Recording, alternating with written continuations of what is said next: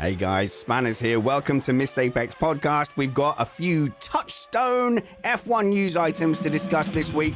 The absolute bonkers coming out of the FIA will probably lead the topics. An FIA representative came out with his underpants on his head and two pencils up his nose and said "wibble," and also announced the new powers where the FIA, and with that you should read FIA president, now has sweeping new powers to ban drivers from races, ban them, or deduct points. I do wonder if those around the Emperor are complimenting his clothes, or if there's anyone left in that chamber that has the balls to tell him that he now looks stark raving mad.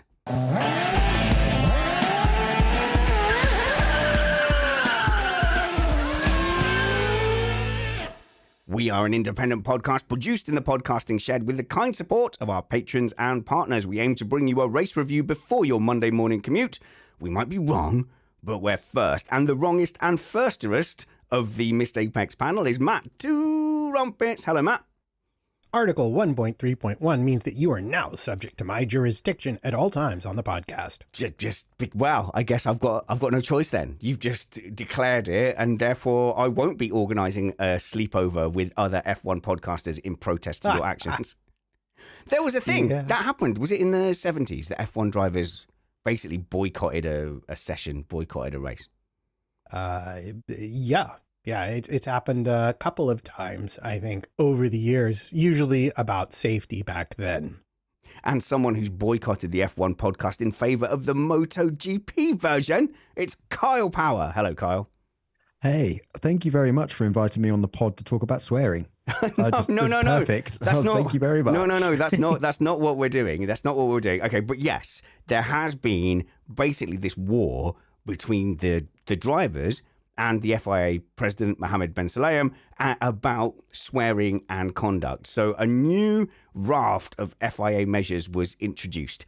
And I think that this is purely down to the FIA president looking at that discussion between him and the drivers and going, how can I just lay the law down here?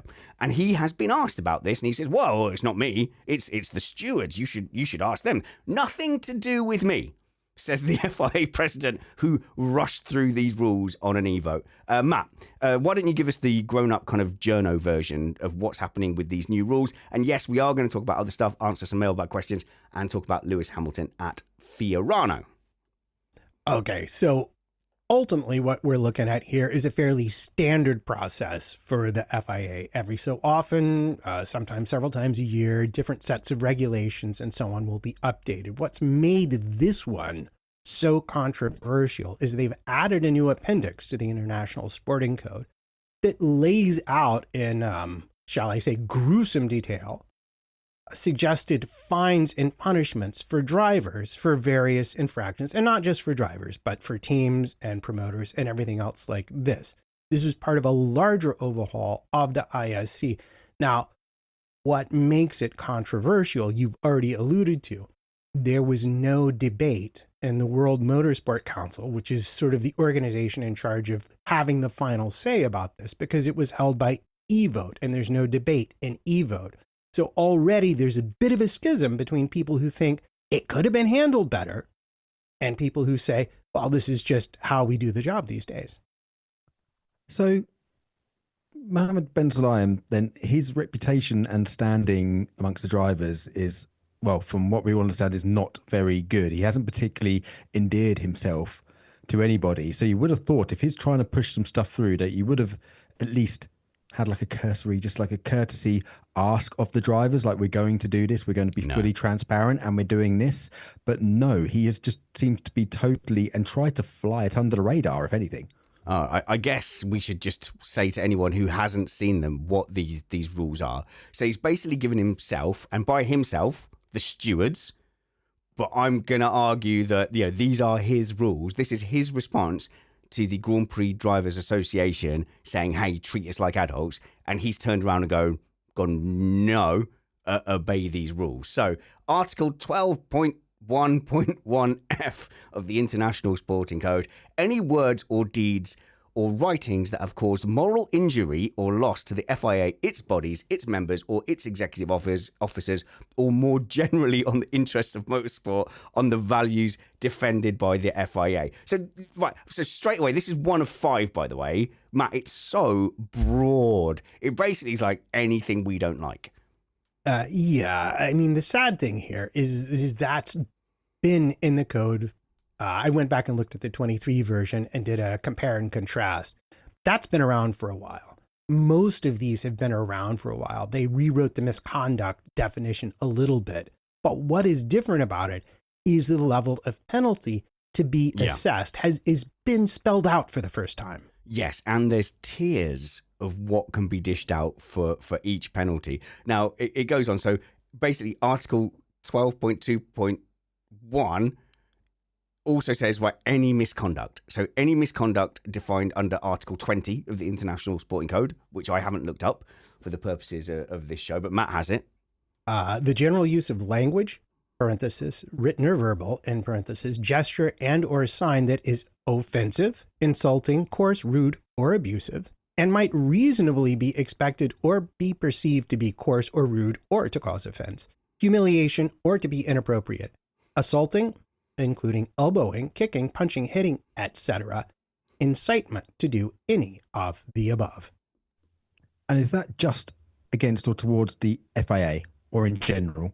So is this not against drivers slanging each other off, for instance? Or is it just the FIA? Because it is very subjective. I think, is just anyone. Yeah. So famously Ocon and Verstappen at Brazil a number of years ago, immediately comes to mind. And I think Kyle might want to go back farther than that because there's several very famous examples. Yeah, would it include accusing a driver of trying to murder your driver and accusing another driver of attempted murder in a vitriolic and blatant attempt to direct hate towards him, and then playing the victim that actually you were the ones that were the victims of hate?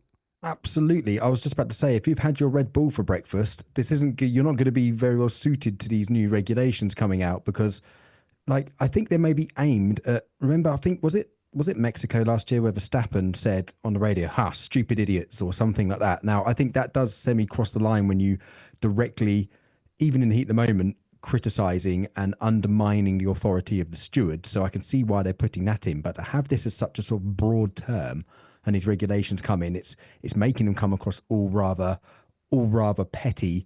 And it's not reflecting well on them because it's very subjective, isn't it? You're like, well, define. I'd like to see an actual list. I want to see an actual list of words and tiers of fines that I can see. Because can I say this? Can I not say this? Can I do this? I would love to see an itemized list of everything that I'm not allowed to say. That would be amazing. Well, Matt, it's very broad. So, the last few, just to skim through them, is any public incitement to violence or hatred, and I think this one's probably the most dangerous: the general making and display of political, religious, and personal statements or comments, notably in violation of the general principle of neutrality promoted by the FIA under its status. Now, that one is massively open to interpretation, because one thing of hey guys, I think we should be nice to each other and fair, which a lot of political movements are. Hey, shouldn't we be nicer and fairer to this group who we currently aren't nice and fair to? Now, is that a political statement suddenly? This is so massively open to abuse. Well, welcome to the FIA and their poorly written regulations. Yes, all of these definitionally are very poor because, for example, when I read the ISC, it tells me that the French language version is the official one to be used if it winds up in court. Sacre Well, whose exact culture are we using to define what is rude or offensive? Yeah, you can't use the French definition of rude, can you? Because then everything goes.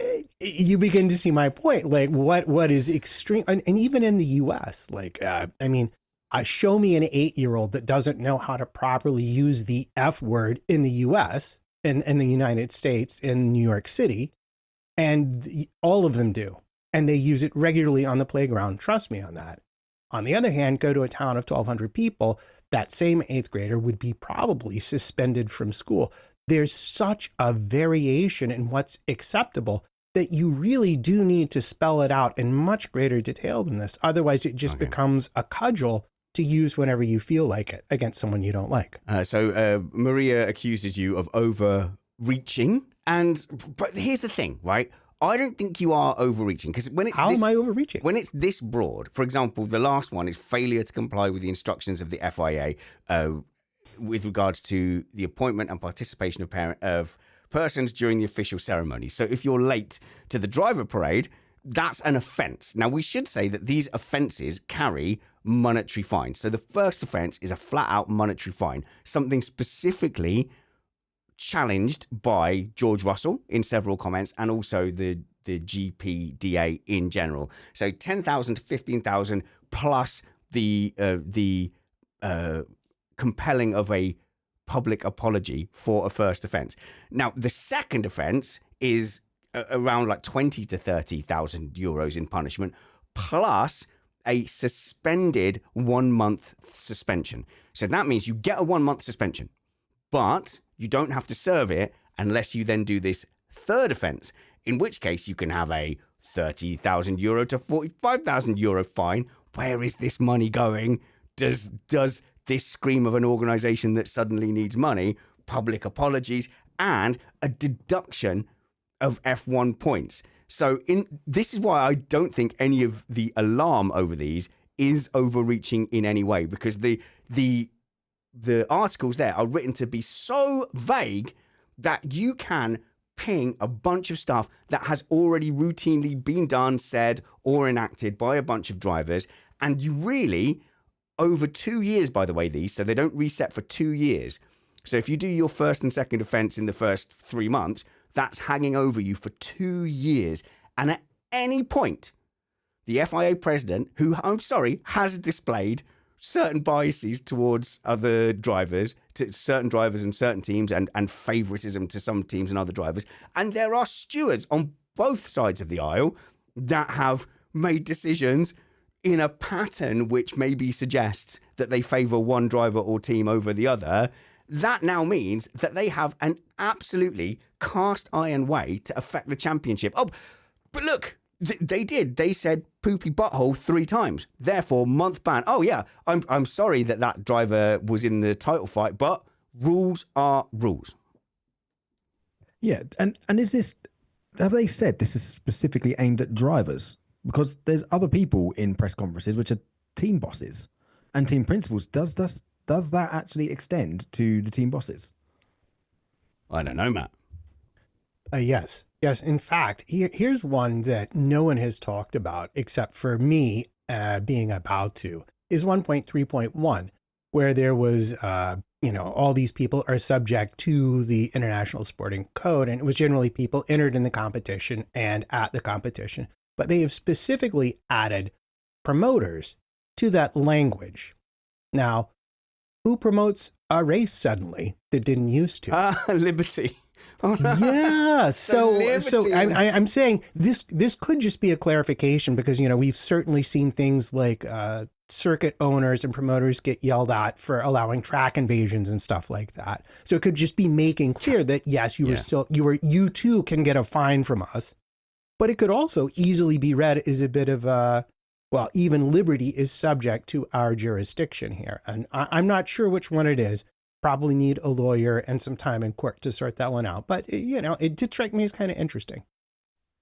And will it actually have teeth? So remember when we heard this phrase with Ross Brawn describing the cost cap, saying, if someone breached it, this has teeth, and it turns out to have more teeth than a pensioner that's lost their dentures and actually nothing to it at all. Is this going to be the same? Because this says they can refer to the stewards, basically. They can, this is guidelines. They're not saying set in stone. So, in reality, do we think that, because for a fact that Max will try to poke holes at this or flaunt it. And I think a couple of cheeky drivers or team bosses will probably try to, and they'll try to flaunt it. So do we really think that we're going to see a fine maybe? I don't think it will ever come to the point of a sporting penalty. Like, surely not. That would be I don't know, mate. Well, Heraclea says in the live chat, on political views, for example, what will happen when Lewis Hamilton will wear his rainbow helmet, which, to my mind, is a fairly harmless symbol to say, hey, there's some people who suffer some discrimination. Can we just sort of,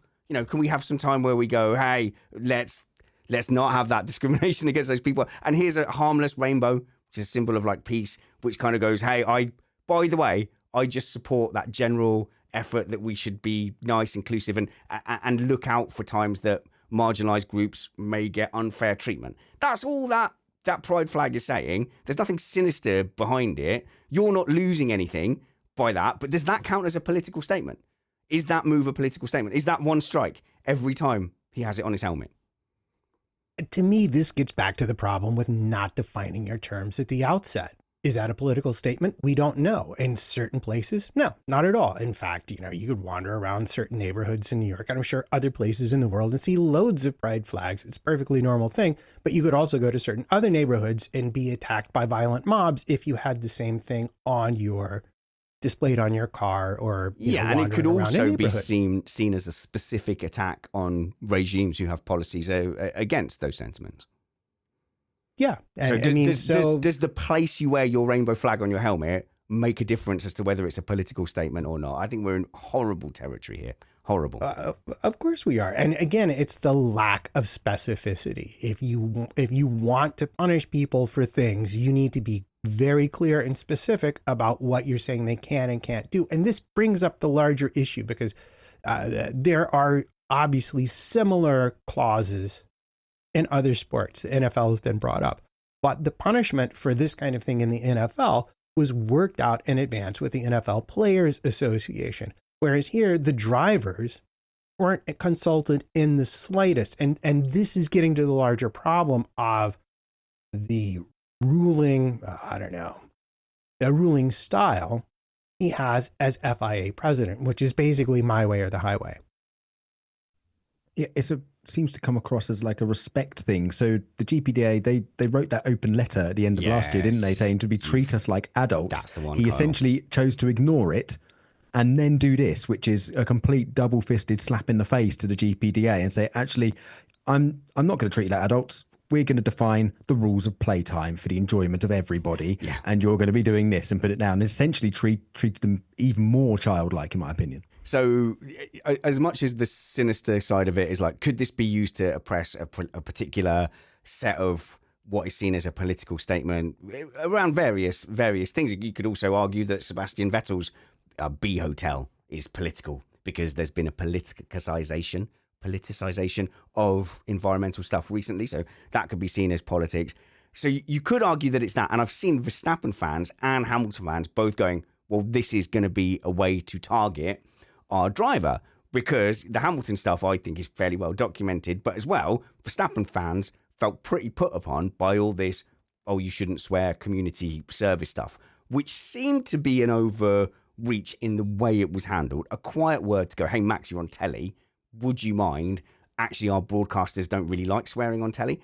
But because the GPDA, I think the drivers overreached by sort of implying that, well, we're grown-ups, we drive at 3,000 miles an hour, we should be allowed to swear sometimes if we want. I think that was an overreach. I think they should have sort of realised, like, no, when you're on broadcast TV, it's okay to have your media language and your broadcast standards as part of your contract. You are also a broadcaster. No one's saying that you shouldn't say, oh, crikey, when something crazy happens at 200 miles an hour. No one's saying you shouldn't do that. But then later on, when you're in front of the camera, use your broadcast voice. So I think they did a little bit of an overreach there, going, hey, shut up. You can't tell us to not do swears and stuff.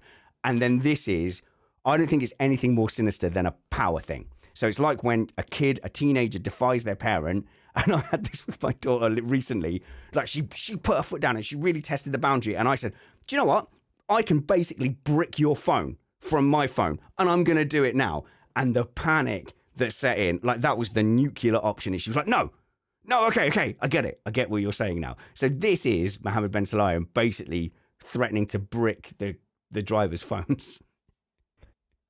Well, I mean, what's frustrating about it, again, is where are the exact words and where are the exact context. I don't expect this to be applied to race radio when you're talking to your engineer. Of course.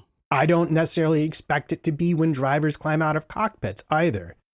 I think it's a much more reasonable expectation in, say, press conferences in controlled environments that have nothing to do with the heat of competition, to ask them to stay away from certain words, particularly because we're dealing with a lot of people for whom English is a second or possibly third language. Yeah, big point. And that's important to consider. But what really frustrates me most is for all this is getting such negative press. The basic idea is we would like to make very transparent and clear and available to the public what are the penalties for doing X, Y, or Z, and how often have we complained about the punishments for drivers? There's these secret lists of driving rules and everything else like this. The idea behind saying, here's a very clear setting out of what the punishments are going to be is actually not a bad one. It's just the way it's been implemented and the potential for abuse that the writing has come up with. Okay, it is a shame though. Is this going to stifle characters? I would love to see as a team boss, someone like Christian Horner walk into the press conference and call Flavio Briatore a deep fried onion ring bastard or something like that, and just something funny or humorous. Are they going to try to stifle this down? Because people, and there is good camaraderie between people and in the pit lane, surely there will be a certain amount of ribbing and stuff going on. I just don't want it to kill anything like that. And it is petty trying to control it, but I can see why something like this needs to be said. And I think Spanners was right saying maybe just a little quiet word in the ear. Yeah. Look at it as look at it in the workplace. You wouldn't walk into a high level meeting at work and start dropping F-bombs and stuff like this and do it. Like, would you? Just so it's not hard to not swear or conduct yourself professionally on TV. But it's a shame that you can't have the odd funny. Someone will drop the odd funny, and I think this might stifle that. Yeah, and when it happens, it's a backdoor conversation with the media team going, look, that landed, that was sick, but we cannot have that. Sky, it won't want lots of swears on British TV from the F1. They just won't. I'm sorry, but they won't, and that's one of the biggest broadcasters around the world. And most broadcasters, apart from like the Danes and the Dutch, they don't care. It's like the Wild West on their TV. But generally, it isn't just the president of the FIA saying, no swears. This is my hill that I want to die on. Once they defied him, then he's issued this rules. Then this is his hill that he wants to die on. I don't think it's gone beyond whether they say turnip or crikey anymore. It's now, will you bend to my will and respect my authority? I hate to bring up other racing series. What? But we've had perfect examples from the very recently concluded 24 Hours of Daytona where the race leader put his finger out the cockpit. But the race leader came in at the end of his second stint and just missed his pit box, wound up costing them the lead, and they grabbed him and said, tell us about your stint. And immediately he goes, it's a shame it was a bleep ending to my stint, but he's also not from the US and they learn the language differently, and words that are commonly used over there don't even necessarily have the same meaning, and none of this is properly addressed. It's just frustrating. But again, you can just go be like, oh, look, I get you're from, Middle Earth or whatever, but here in like Europe, where the broadcaster's from, here's a list of words actually that we'd like to avoid if possible. Yeah. And I do want to put it out there for the annoyance of everyone who wants to come and be very pedantic. Yes, this is ultimately suggestions. The stewards themselves will have the final say over how much the fine is and whether or not anybody gets suspended at the level of the race. The stewards are still in charge of making this choice. But that's worse, because I don't currently have faith in the stewards like making that.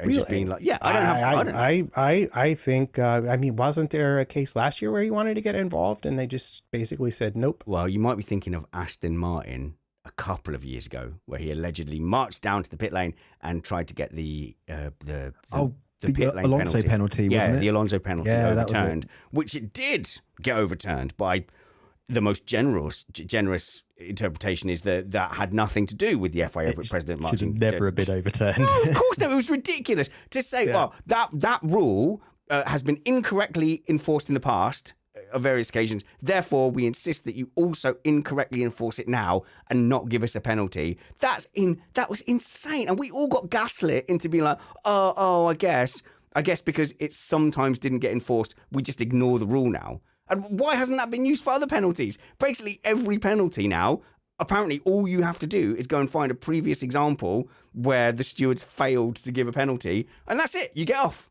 right? That's the logic of that. But I haven't seen one other single case. It's ridiculous that Alonso didn't end up, having that penalty upheld. The guy clearly violated the 10-second penalty rule where you're not allowed to touch the car. All right, happier things.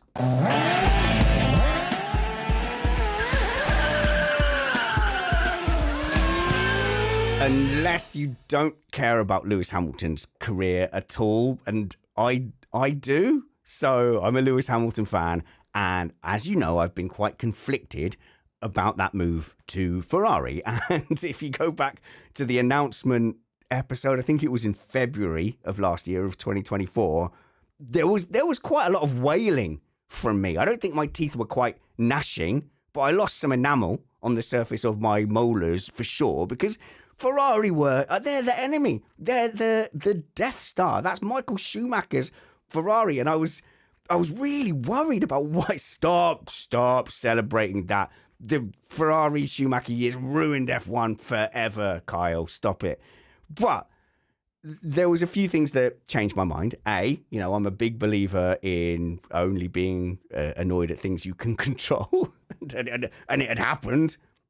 Lewis Hamilton didn't consult me. His future will be at Ferrari. But the thing that really, really pulled me around was the Italian newspaper headlines. And it was along the lines of, we got him. As in, like, he's here, we got him. Like, we can't believe it. We managed to get Lewis Hamilton here at Ferrari. And I just didn't know. I didn't know that Ferrari and Italy would be so welcoming of Lewis Hamilton going there. And that made me feel better. And then I was like, oh, wow, there's going to be some, bunk bed situations here where our parents have hooked up, us and the Tifosi, and now we're going to have to, like, share a bunk bed and be best friends forever. And now, this week, tries on the Ferrari Red for the first time. So there's a few things out of this. So Ferrari Red for the first time. And I thought, it's going to take some getting used to. And it didn't. I'm 100% used to it immediately. Secondly, yellow helmet. Ferrari yellow rather than Senna yellow. Not sure how we feel about that, but it's close enough. And then the third thing was the reaction of the crowd outside Fiorano and just chanting Lewis, being so happy about him being there. And then Leclerc was there as well, and equally happy and enthusiastic about Leclerc. And, like, there's nothing stressy or pissy about it. Everything just seems like it fits. What I love about this for Lewis and for Leclerc too, because I like Leclerc a lot. Me also. Is that Vasseur has guided them both to junior championships. You're talking about a team principal that knows both drivers, and crucially, both drivers have had good experience of in the past. And I think that's going to fundamentally change the nature of Ferrari politics and machinations quite a bit. Yeah, and with Vasseur there, I think he is absolutely crucial because, when Alonso went there, when Vettel went there, Ferrari were failing still on, like, the strategy side, and it never really properly come off. But, like, Vasseur is coming from an outsider, and I hate to say it, is de-Ferrarying Ferrari a little bit, maybe, and just sort of making it maybe a bit more straight. And yeah, so when Lewis initially signed, I was excited, but full of concern. And I still have those concerns, massive concerns, which I'll get onto in a minute. But seeing the fanfare and seeing how they've accepted it and come, he seems refreshed. It does seem new. It's given me a little bit more hope. I'm still really concerned. I still think it's very likely to be a spectacular failure, personally. Like, we can talk about that. We can discuss whether it could be a failure. I think that's a really real thing. But with the Tifosi, this is like when they were welcoming Schumacher there in, like, 1995. Or Mansell. Like, they loved Mansell as well. Yeah. It's like the fanfare, and they're getting it. Of course, when Schumacher went there in 95, he was de facto the number one head and shoulders best driver there. And they were like, this is going to be what we need. We're in the doldrums. Ferrari haven't quite been in the doldrums. Yes, they haven't delivered a championship since 2008. But they've been top three. They've been 2007, sorry. But yeah, they've been there or thereabouts, so not quite in the doldrums. But there seems to be the kind of aura coming, with Hamilton going there, that the Alonso and Vettel moves didn't quite have. This is something like very, very special, and there's this whole feeling everyone's going to be special, but I still think it's probably going to be a failure, unfortunately. Cool, Matt. Well, it's interesting you bring that up because it was handled so very differently. I think for Alonso, it was the Petrov pit call that just turned him sour on the whole organization, and that lost him. He had the ability to take that team and make a championship with it, but his blame first strategy wound up working against him. With Vettel, it was entirely different because remember, they replaced the team principal with Marchione right when he came in. And Vettel had been brought in to think that he was going to mastermind like Schumacher with Todt and Braun, the return of Ferrari. And Marchione was like, nah, son, you're an employee here. Just get your work and be quiet. Don't tell us what to do. And I think that was the end of Vettel being very interested in being in Ferrari. And that's super interesting because you have to say, well, I think the Alonso relationship going sour, yes, Ferrari were Ferrarying pretty hard, but everyone knows Alonso's sort of character and demeanor in these things and will basically turn the guns and knives onto his own, very, very quickly. So that was never really going to work in that atmosphere. Too much passion, you could say, to be very, very kind. The Vettel era, like I said, of Macchione, they really did Vettel a dirty, really. If you look at how they're thinking, and he was trying to call the strategy in the car, and then they get the young hot shot, Leclerc coming in. Vettel, it was never going to work out right. Leclerc, now this is interesting. If it does all work out for Lewis, Leclerc could end up Vetteling and getting sick of the organisation that he's dedicated his life to. And they've, you could hear last year he was starting to get a bit frustrated with some of the Ferraris and the calls from inside. So that's a fascinating dynamic. But it does seem different this time with Fred Vasseur, who's an outsider essentially coming in. It hasn't been like a Ferrari management come up from the floor. There was Benito before. All of the other managers that you've had in there, the team principals, have been Ferrari through and through, and they've come up through the family. Vasseur's a bit different, isn't he? Well, Vasseur's a manager. Like I think he's always been a manager, whereas Benotto was an engine guy, wasn't he? He came through from he ran their engine department first. Yeah, there's a lot of interesting dynamics there, and I've definitely been deluding myself a little bit because I'm an out and out like Hamilton fan, probably more than any team and driver that I've ever been a fan of since 1986. And so, like, am I the one? Like, my friends are telling me, no, she's bad news. She's cheated on all her previous partners. She's gone absolutely mad at them. She's a nightmare on a night out. And I'm like, yeah, but I feel this connection. I don't think it's gonna be like that with me. I'm different. Yeah, it's gonna be different. Like, I get it. I get what's happened in the past, but I'm not gonna hold that against her. So Ferrari are Ferrarying a little less. But there were signs of it. I know all teams have this, but Carlos Sainz at Singapore with that pit lane call that was egregious. I think sometimes they neglected Sainz in particular. So I don't think they were straight with Sainz all the time about tactics and stuff. And I don't know what race it was where Carlos Sainz was told, don't attack Leclerc. And they said to Leclerc, yeah, we've told Sainz not to attack you. And he goes, yeah, can you try saying it in Spanish maybe? See if that will work. That was a sign of Carlos Sainz realizing that they hadn't played him straight, I think, since the beginning. That's where the whole stop inventing thing came from, was a particular race where they were trying to manipulate the result. Silverstone. To get Leclerc ahead. That's what they were trying to do. And Sainz, he told them, like, correctly, stop inventing scenarios to swap the cars. That was the exact race I was just about to use a point for the opposite, saying I think it's the same race where they were inventing with Sainz, but they ended up, after Sainz challenged them, they actually ended up stitching up Leclerc royally in that race to give Sainz his first win, if you remember. And Leclerc was battling for the championship. They completely stitched Leclerc up and put him on the bad strategy and gave Sainz the benefit. And also, what was it? It was Vegas last year with Leclerc, like furious. Remember, he left his radio on and was just spitting venom at the team and didn't realise, and you could hear the frustration starting to come out. So I think they've done both of them equally sort of as bad. So if Lewis does slot straight in, there is going to be a honeymoon period. There was always going to be, we're so lovey, I love you, I love everyone at the factory, blah, blah, blah, Leo, you're working so hard at home. There's going to be this honeymoon period. If that sticks, then Leclerc surely isn't going to stick around. He'll be like, no, the team has turned against me. And Ferrari will do that. Ferrari will turn away and towards a driver. That happens. They will have a favourite at various points. That is how it's always been in the past. You could feel them move away from Vettel. Like you could see it. You could see. Was it 2019? Yeah. That ended up in that crash at Brazil and all that season. Big argument I was having with Joe through that season. Joe Sayward. By the way, I've been chatting to Joe. Joe will have a live audience coming up as well. So those of you who love the live audiences, and we'll come on for a show around testing time as well. But I was saying to Joe, I was like, I can feel him losing his grip on his number one position. And then that culminated with him. I think that was his fault at Brazil. If I'm remembering rightly, he moved across the track and caused that crash and took them out. And then you could almost hear Maranello just going, that's it. Flip the switch, and then from then on, or was that 2018? And then from then on, Leclerc was the favoured driver. Sorry, Matt. It's fine. What I get from this is that it's very much, I think, Leclerc understanding. And this goes back to Vasseur.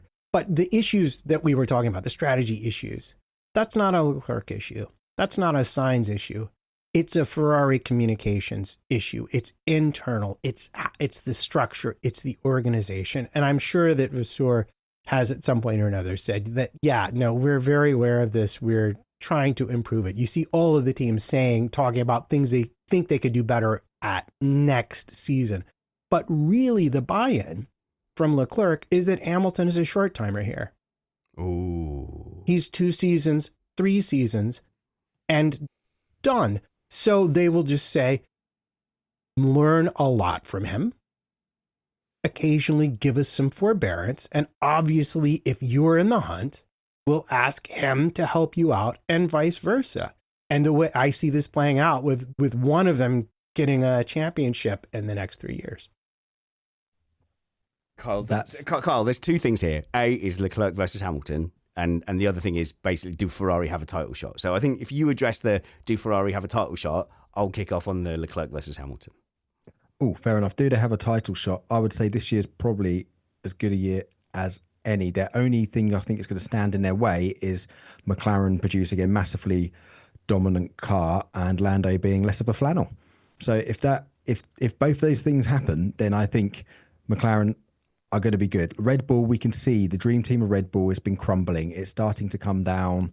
Verstappen will get frustrated and start, if Verstappen has to resort to doing crazy stuff on track again, which we started to see at the end of last year, there's going to be a time when that comes unstuck. The stewards have already shown that they're not going to tolerate much of that anymore. Piastri showed the way. Piastri showed the way, didn't he? Like, stand your ground. Piastri accidentally did what all the F1 drivers on the grid have failed to do, which is just take your normal line and just assume that he won't just wipe you out on exit, and then got hit and Verstappen got the penalty. No, exactly. So, and Ferrari, after their botched upgrade they had last year, I can't remember which race, they had a weird upgrade. Oh, and it Spain? went, and then, I can't remember. Yeah, Silverstone was the one where it went really badly for them. Okay. And once they sorted that out, they were actually arguably finished with one of the stronger cars at the end of last year and looked really good. So I don't think Red Bull are probably not going to, let's face it, Verstappen doesn't need a dominant car. A car good enough and he'll drag it up there. I think Ferrari probably are going to be going in their semi-favourites. McLaren have obviously got to be the favourites. So next year, if you put it out on paper, it's probably the best chance they're going to have for an awful long time. Is Charlie Leclerc in a position himself to win a championship? We know he's very, very good, but wow, he does make a lot of mistakes. So I just want to throw in real quick, as far as next season goes, one positive is do you remember the front wing in-plate flexiness debate where Red Bull and Ferrari complained about Mercedes and McLaren? Well, 4 months later, the FIA said it's okay. That's 4 months of lost time for Ferrari not developing that concept because they did not know it would be legal. Everyone knows it's going to be legal next season. So fair game for everyone. And I think that's going to be an advantage Ferrari. Disadvantage? I think I've heard they're switching to pull rod suspension. So they're going for a major change on the car. And if they don't get it right, they're going to get it wrong. Oh, no. If they don't get it right, they don't get it wrong. Are you trying to I'm so proud of that. That's good, right? Are you right? trying to get Will Buxton's job on Drive to Survive? Now he's at Indy. Kyle. That's bad news for me. Like, they're on an upward trend. Like, they're really good. There's been some mutterings around that Ferrari are pretty confident they might have made some decent progress over the winter. Wow. I've always been dubious of pull rod front suspensions. 2012 springs to mind. The Ferrari, which it never really worked properly, and 2013 McLaren has always springs to mind of that. But in this new generation car, Red Bull have proven that it works, I think, like pretty well. But Ferrari need to revolve rather than either. No, it needs to be an evolution of the car. Not They've got an revolve. upwards change. Yeah, I just think Ferrari don't need to just turn round and round. Yeah. I just want to say that both Red Bull and McLaren have pull rod front suspension, so there's also that. Okay, well that might work. That'd be good. I have but they're not actually, changing to it this season, though. That's the No, yeah. So they're a couple of seasons in with the development. Maria points out in the chat that I completely neglected to mention Mercedes. No, and completely neglected them. With their new Charger, Antonelli.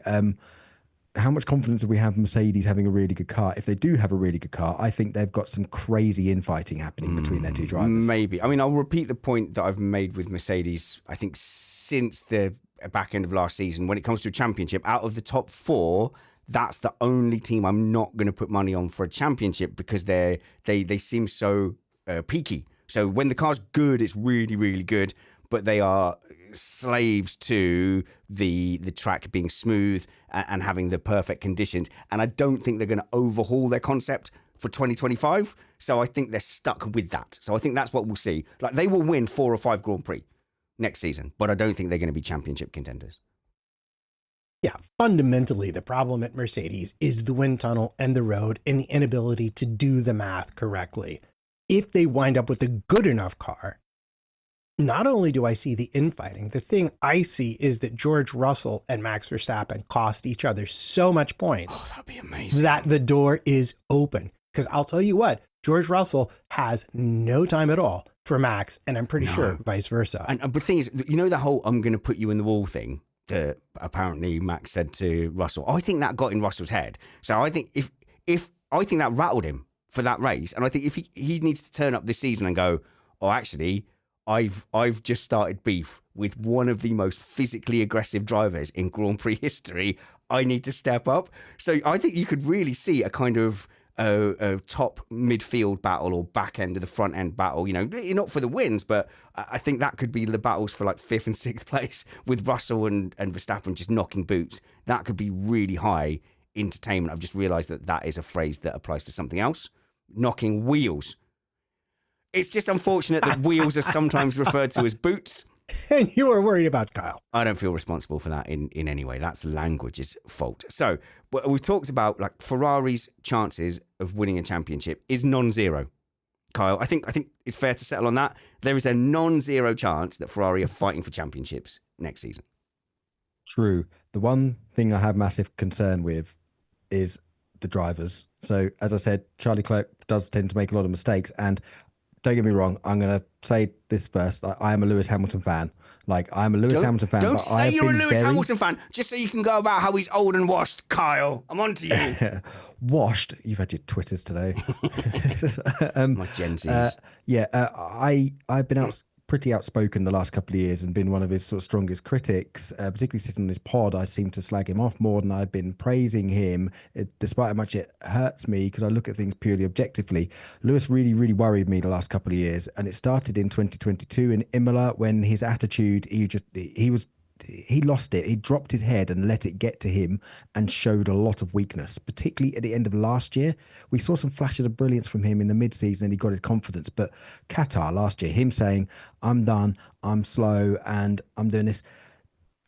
And everyone was saying, oh, well, the team, it's going bad for him. The car's gone out of his way. He's a 7-time world champion and statistically the greatest driver the sport has ever seen. He shouldn't let that happen. He should have been on top of that situation, but he let himself be bullied. He dropped his head and he lost self-confidence. He said it himself.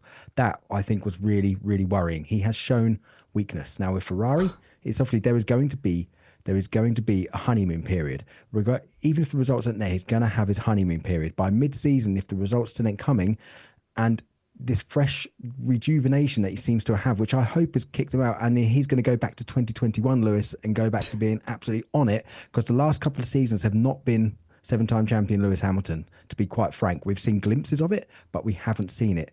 Now, if he does let his head drop and it gets to him, I think he well and truly, to quote a disgusting Twitter phrase and speak, he well and truly could be washed. Firstly, nuh-uh. Shut up, Kyle. I don't think that's entirely unfair. At 40 years old, yeah, you're not going to be the same, phenomenon that you were in your late 20s. Elite male athletes tend to peak around their late 20s. I think for our Formula One and motorsport, maybe you can push that to the right a little bit. So maybe you can say like peak early 30s and stuff. So we're talking about a Lewis Hamilton that is undeniably not going to be the 100% peak Lewis Hamilton in just raw performance. So even if you said like 95%, could a 95% of peak Lewis Hamilton with a championship winning car, if you look back in history, could he have picked up the titles in those, dominant cars, which tends to happen in Formula One? Yes, of course he could. Right? Yes, a 95% Lewis Hamilton. If you said Lewis Hamilton is one of the very best ever F1 drivers, which isn't controversial, because I'm not saying the best ever here, I'm saying one of the very best drivers ever, are you saying that a 95% of one of the best drivers ever at a competitive Ferrari with the support of the team couldn't then go and win a championship? Of course you can. It's enough. And Carl is right. I think the caveat I'll do to the whole self-deprecating thing is we've never had a driver under as much media scrutiny as a young Lewis Hamilton. And that changed how he went into interviews. So he doesn't do the Muhammad Ali thing. He doesn't go in there and go, I'm the greatest. I'm going to knock you out. I'm going to do all this stuff. Because whenever he was a little bit exuberant like that and showed his personality as a kid, the papers slammed him. So now when he's going through a bad run of form and a bad run of qualifying, he did have 1 week where he said, I've just forgotten how to qualify. I'm just slow now. And then 2 weeks later, he went, guys, I know it's not me. When they said, why can't you qualify? He's like, I know it's not me. I just know it's not me. So I would take his media comments like that with a pinch of salt and put it in context with the fact that he did get really neutered by the media reaction in his early career. Well, I would just go with the very simple bend, don't break. Yeah, when nothing goes right and you're grabbed immediately after an event where you cannot explain why what happened. There is a certain tendency to go, oh, yeah, maybe I have just lost it. But once you sit down and talk to your engineers, you look through the data, you begin to realize that, no, in fact, what I have here is a car that is very ill-suited to where my particular genius lies. And this is what I want to see at Ferrari, because I think that car will suit him a lot better and give him what he needs to find his pace. That is a good point.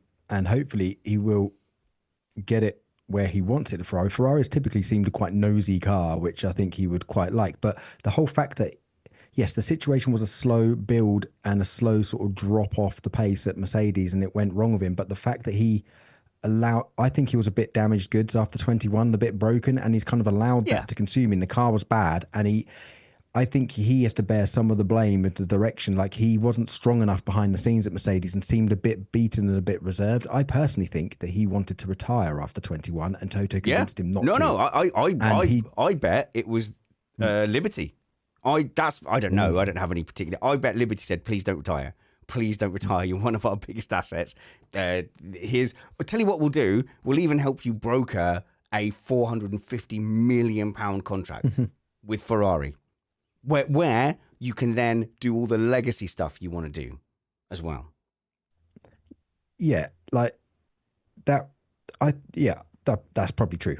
That's probably quite true. There's probably some truth in it. Somebody's convinced him to not retire, but he showed weakness. Now, to get my customary MotoGP comment in, there was one champion who's in a similar sort of vein as him, and everyone was criticising as being washed up, and that was Marc Marquez, one of the greatest ever seen. But he has a rhetoric that he goes for. He never ever shows weakness, whether it's injured or pain. He will get there and he will never ever show weakness. And you know that giving him slight competitive bike, he will go and win. I think Hamilton's lost that. Schumacher never showed weakness and stuff like this, and Schumacher and Hamilton has been so open with his emotions, and you have to give that to him. But for his competitors, that's weakness. They can expose it if they can get in his head and get his get his head to drop and get him to lose his You're self-confidence. right. That's Yeah, there very, very real now. I I'm think you can worried that get- he's shown that. I think you can get in Hamilton's head. Do you know which British Prime Minister also never showed weakness, would never show signs of being ill? Churchill? No, Churchill. Thatcher. I don't know. Blair. yeah. Oh. It was Blair. The whole thing Blair, with Blair that was, was- yeah, he could They're never both be very wrong. take time off for a cold or be downbeat. He always had to be upbeat, positive, strong, never show weakness. Yeah. So basically, what Kyle is saying is toxic masculinity is great, isn't it? And Hamilton, who fails to display toxic masculinity, he's weak. How many times has Kyle said that? I do that with It's a my grade son. A stitch I do that up. with my son, to be fair, when it was like, stop showing emotions. Your emotions are none of anyone's business. Push it deep, deep down in a tight, angry ball. There is no space for that in elite sport. Exactly. Or just being my son. Yeah, I disagree wholeheartedly. There's many paths to the top of the mountain. Hamilton has found one that works very well for him. Can you get inside his head? Arguably Rosberg in 2015 did. Aside from that, I think the only thing that's gotten to his head, and I think you've put your finger really on it, is for all of the effort and work he put into Mercedes. When it came time for him to say, I'm looking at the horizon here. I'm not going to race forever. I'm looking for a forever home. Mercedes said, yeah, we can't really Forever afford you. home. Go Like- find somebody else. Like a And rescue dog. you want to talk Yeah. about getting in someone's head? That gets in your head. Mark says, is that from The Rest is Politics? Yes, it's from The Rest is Politics podcast, and that was Alistair Campbell, who was Tony Blair's spin doctor, saying that. So I think my last point with Hamilton, because we've got a couple of listener questions here to do, if everyone's got time to hang around, is that Lewis Hamilton is on a £450 million contract, I think, or euro or space bucks contract. In any other universe, you would assume that that comes with a lot of clauses that you are the number one driver. No question. Number one driver, team orders favour you, upgrades favour you. I have zero faith that Lewis Hamilton secured or even asked for number one status at Ferrari. And that's a big concern. Like, I don't have any kind of thing of like, oh, Hamilton is going to absolutely go there and dominate Charles Leclerc, because I think it's going to be a pretty straight fight. I think Charles Leclerc is fast as hell. And yeah, apart from these mistakes that Carl was talking about, they are getting ironed out. They are getting less and less. He's a much more mature package, pretty close to being a complete F1 driver, probably. And I think Lewis Hamilton, as if we're saying generously, at 95% of his peak, in a fair fight, I'm under no illusions that is 50-50. It could go either way. But the flaw is, you should not be going to Ferrari on that big a contract unless it says you're the number one driver. You're going to get priority in every way. Matt.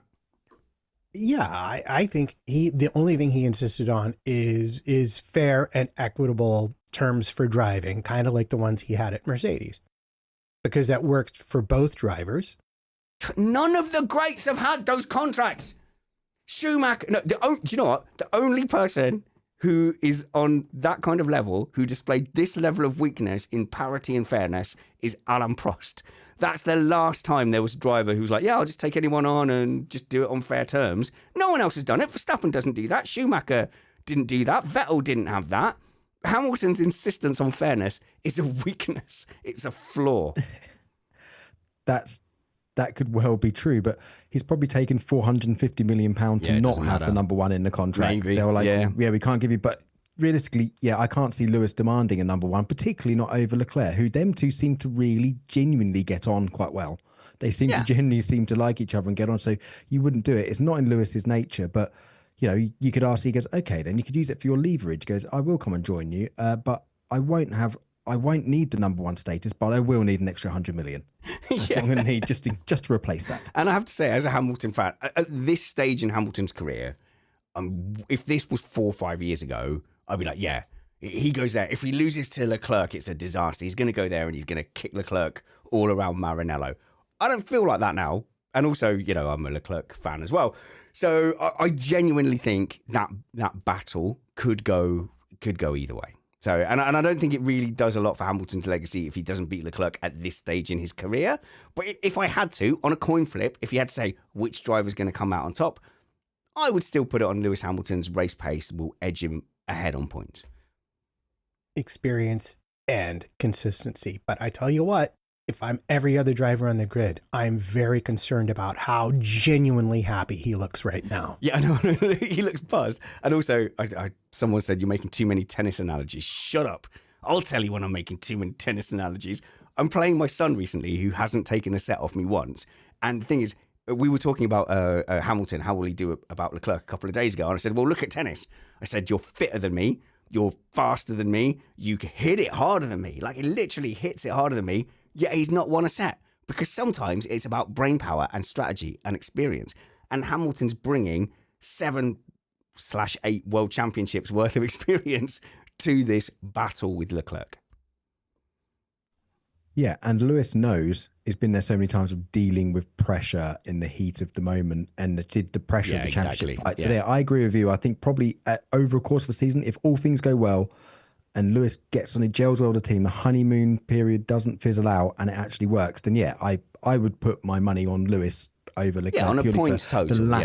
Points total, the lack of mistake, absolutely outright performance and amazing blindly quick quali laps. I think Leclerc will probably have him, but I would love Lewis to go there, get settled in, and it works, and it's lovely and harmonious.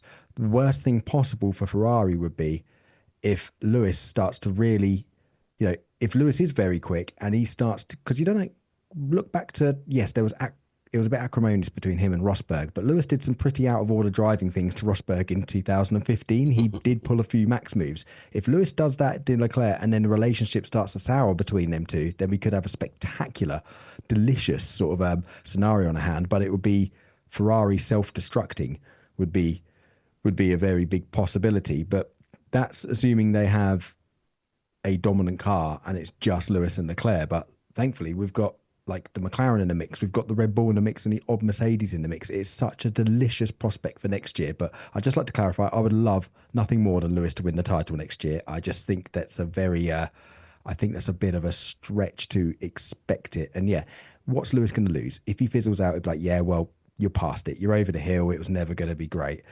If he wins, well, you could say he's arguably the greatest in history. So I don't know. It could be a win-win. I'm still a bit concerned though. Boo! Not in faxing enough.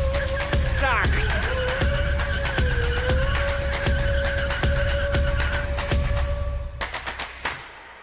All right, Matt. You've got Ocon news, I assume. You want to talk about Ocon some more?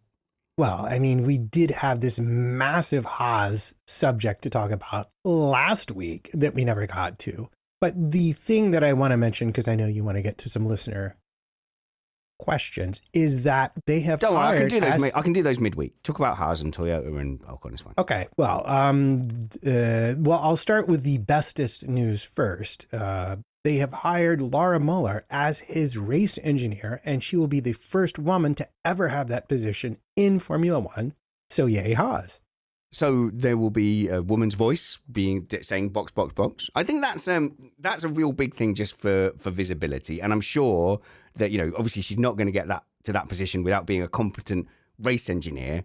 But I will not, forget the reaction my daughter had when we were watching W Series a few years back. Yeah. And we were watching some racing. And I didn't really mention it. I was just watching it. And then at the end, they took their helmets off and my daughter's reaction was like, oh, they're women. They're all women on that grid. And suddenly she related to it, a lot more. And we keep an eye on F1 Academy and stuff like that. And I think with the bigger population of women fans that are watching Formula One, like it is such a cool thing when you feel represented. So when there's going to be a woman's voice coming over the radio going, mate, you need to save your tyres, time to box, that just makes you feel seen. Like when I found out that Spider-Man's best friend was Filipino I was Philippines mentioned when we talked about his Lola, and I'm like, we're in Spider-Man. Oh my God. Like it means something. It means something. It's an easy thing to make fun of, but it really matters so much more than you might imagine.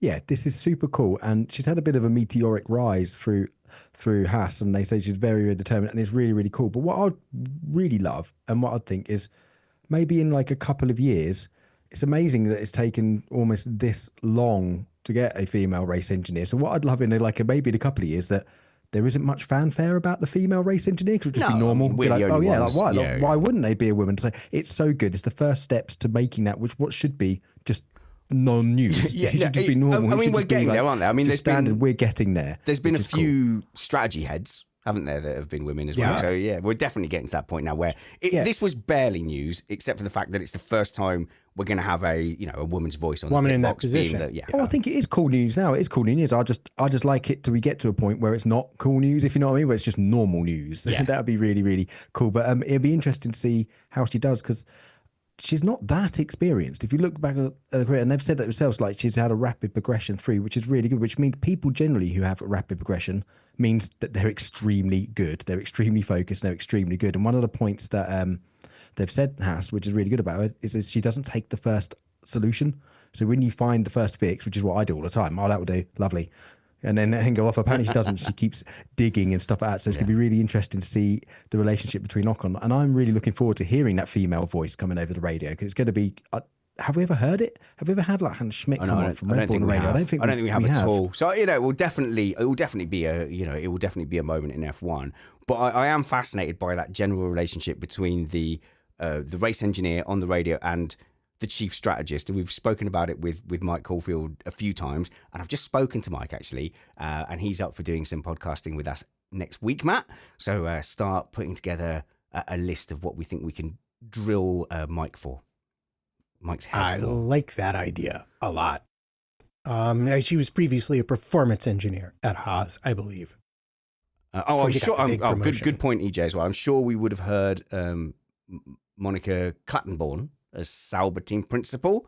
She must have popped on the team radio. On the at some radio? point. I was going to bring up Lena Gade in Well, also, World Endurance Clattenborn Championship. was too busy signing a constant stream of new drivers. many 17 drivers. drivers signed at Sauber one year. Yeah, I don't think that was really as much her fault as it was made out to be in the press. But By that's us. just, by us Sorry, at the sorry. time. To be fair, looking back on it, I think she was in a more impossible position than we realized, and just took the best shot she had, which is hopefully I'll do it first and hope I can work it out later, which is a very common Formula One. And of course, Claire Williams must have popped on the radio at some point. But the other big news is that Haas is doing this testing of previous cars. If you're wondering why you've seen Lewis Hamilton, why you're going to see Lewis Hamilton this week in Barcelona, it's because the previous cars, 2 years old, finally match the regulation set we're in. So everybody who's moving teams is getting into these cars to drive.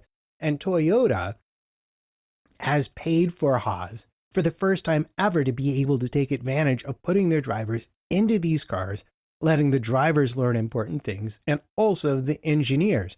And this has a potential to really help them a lot. This plus the fact they finally got a driver in the loop simulator in Banbury, which I don't believe they had previously. I think they used the one in Maranello when Ferrari wasn't otherwise occupying it. So Haas is going to be a very interesting team to watch this season to see how this new access that Toyota has given them and bought for them plays out across their development cycle. You know, it's something we've not really spoken about here on Missed Apex much is the use of the simulator. So I think we've grown up in a period where, Kimi Räikkönen and Lewis Hamilton have been lauded for saying, "No, I don't use the simulator. That's worthless. That's stupid." And you got Daniel Ricciardo, "Oh, I never do track walks," and then hits the drain at his home Grand Prix that makes him retire. But I don't think you can get away with that now. I think, the likes of Lando Norris and Max Verstappen hit those sims and it makes them better, more complete drivers. It probably is a massive disadvantage for Haas that they've not had access to those simulators. Well, it's not just the drivers. And I think Kyle will talk about this in a second. It's the fact that your test and reserve driver is sitting in that thing from Friday at the end of free practice 2 till the start of FP3 on Saturday, running different combinations of things and giving the engineers data to improve their setups.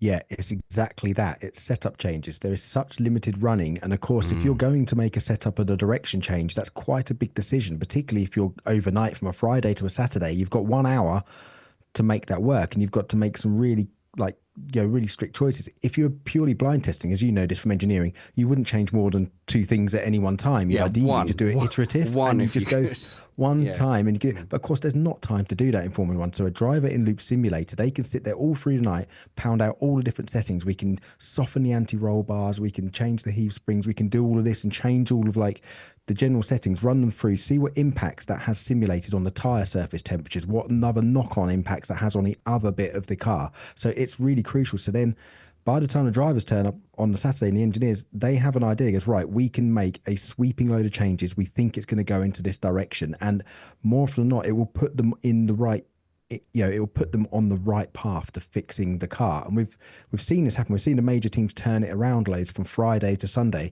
I mean, we've seen for Mercedes managed to turn it around inverse and go backwards from Friday to the Sunday somehow. But we've seen Red Bull, really difficult, on the Friday to like over to the Sunday, and they've transformed the car for Max, and he's gone on and won the race. And that's kind of generally due to driver in Loop Simulator, and they know what they can do, and they can already run through hundreds of different iterations of setups already. So it's absolutely crucial. So I actually find it quite amazing that Haas was so competitive without that last year, to be honest.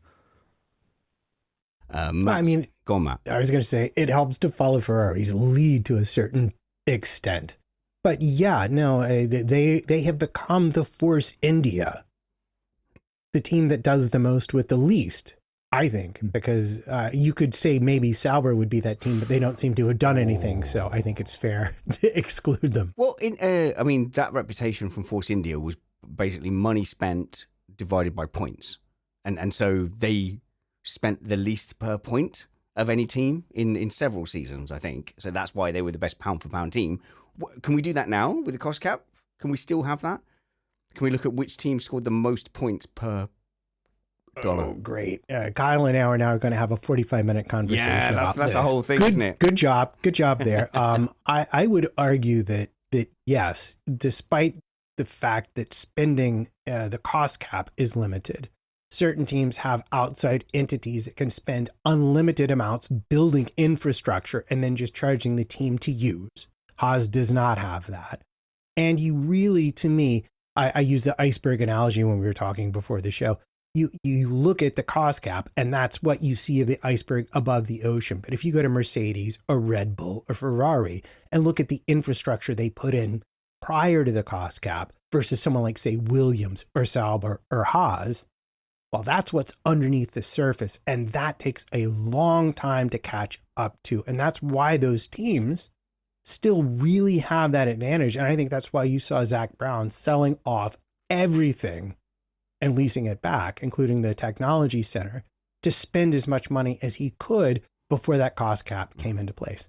Okay, we're in the end game now. I'm arguing with Matt. I'm saying let's stick to the hour time limit, and then we'll do a midweek show. Listener, surely we're at 40 minutes now. Yeah, I think you might have got that slightly right. So I've got one more like mini rant that I want to do about rookie status. So I'll do one more mini rant. Have a think, guys, whether you want to bring a small subject into the end of the show as well. But before we get to that, I want to say go and check out what Kyle is doing over at the MotoGP pod. In fact, Matt and Kyle, actually, because Matt's doing the heavy lifting on the production.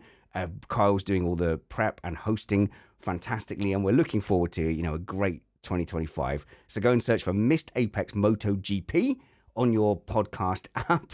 And I haven't checked the stats for a while, but I will say there's a surge on the Formula E podcast. We're going to catch up and overtake the MotoGP podcast. That is Chris Stevens and Christina Lee Mace. And me, I'm on there as well. Me and Brad are on there as well. And Kyle has Matt and Danny and Adam and Jules on there too. So we do have a bit of a competition between those two of which podcast can win out. So subscribe to the Formula E, Missed Apex Formula E podcast, and actually forget everything I said. Steve, can we edit out the promo of the MotoGP completely? Thanks. I would just like to say we have listened to some feedback for the MotoGP show, and for those of you who are bike curious of the four-wheel kind, it's just a phase. So yes, we will be producing an episode which is an introduction to MotoGP, purely aimed at slightly curious Formula One fans who want to come in there. We did that on the Formula E pod, and you're just ripping it off. We just did that. So now we'll put a link, Matt, link to the We had Formula the E idea show. first. You But Formula didn't. E's already 4 wheels. It makes no sense. So Yes, as producer of MotoGP, I will exactly link to the show you were telling me about and not a MotoGP okay, episode instead. compromise. So we'll link to the Formula E mailbag we did, where we answered some of your Formula E questions. Let's do the same for MotoGP. So if you specifically email Matt at missedapex.net, subject line MotoGP, he'll get those questions. And then on this show, we will link to the MotoGP podcast. It's an exciting series. I know nothing about it, so I would tune in to hear the answers to the questions, like how come they lean over and don't fall down? Because it's ridiculous. You look at it and you go, huh? That's not a vehicle. That's Defy stupid. physics And sometimes. why, when the rider falls off, the bike just carries on its own as if by magic? Stupid. Right. My rant. Okay. So this is a mini rant, but I'm getting really, really turnipped off by Behrman and Lawson not being classed as rookies. It's doing my nut in.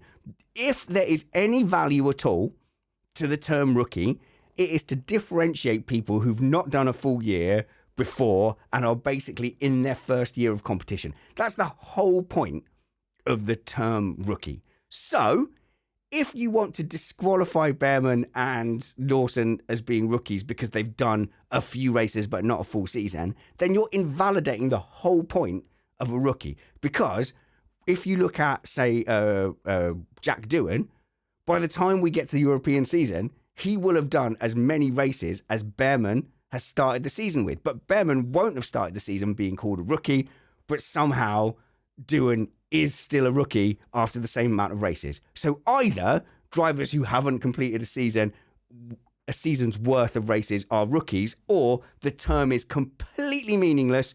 Stop using it. So to me, obviously, Lawson is a rookie. Obviously, Behrman is a rookie. The 7 rookies in the grid for 2025. I think we can sum this up by clarifying or maybe changing the word slightly. So I agree with you. They haven't done a full season. They are technically rookies, but not all rookies are equal. So a Behrman and a Lawson with a few races under their belt are not going to be in the same position as a Bortoletto, for instance, who doesn't have any race. Like it's unfair. So by the time we get to Barcelona, they're all rookies, right? Yeah, well, yeah, but maybe I want to maybe clarify. Maybe we call the people like Behrman and Lawson who've had a few races under their belt but going into their full season, call them rooks and call the proper rookies rookies. I think that's fair. Because anyway, they need to be differentiated because they have such an advantage over the other. Okay, but by the time we get to Barcelona, the thing is, you're now bringing in tiers of rookie, whereas where the whole point of rookie is they're new, so cut them a break, or they're new, so their successes count for more than someone more experienced. That's the whole thing of rookie. It's not fair on them, is it? How walking into your first day of school and there's some kids that have already been there for a couple of weeks. I mean, you're instantly on the back foot. So I think it's unfair to treat them all exactly the same. Maybe if we're talking about judging them, you should have a slightly higher standard for those who've had a little bit of experience. But my simple thing is, if you can qualify for the young drivers test, you're a rookie. If you've exceeded that, then you're something else that's not a rookie, but maybe not a full-fledged Formula One driver. Because I think you have to have a full season to qualify. And really, we know, and I'm just going to put it out there once again, 3 full seasons before you actually start to find your full potential in the sport. So if you don't get that, we'll never really know what you might have done. Any mini rants from you guys before we go? One from Matt, none from Kyle. Go, Matt. I'm going to talk about how important sim drivers are because we haven't done that enough. The thing we didn't mention today, Oliver Turvey from McLaren sim driver to Williams. It's going to make more of a difference than you think. He's got a lot of McLaren knowledge in his head, and he was always one of those slightly overlooked drivers. If you're a fan of the Williams, I've got a new peg for you to hang your hat on. Nice. Go and follow Matt at MattPET55 on Blue Sky. Maybe not so much Twitter anymore. He's one of those. Not so much, but pretty much all my socials, you can find me at MattPT55. And search for Spanners Ready. I'm on all of them, so I don't have as many. Yes, search for the best one last. And Kyle, you're at Kyle Power F1 on Twitter and Blue Sky.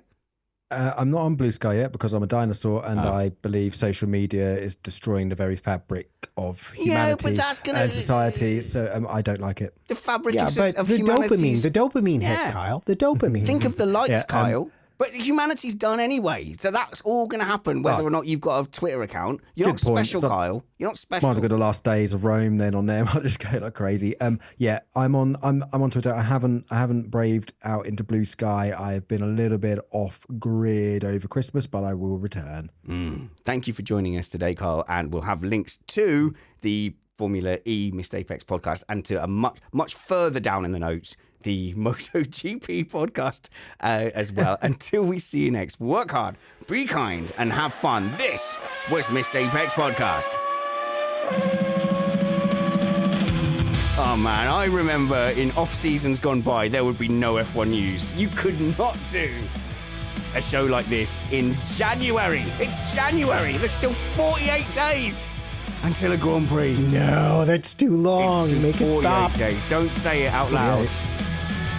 No more countdowns until we're under 30.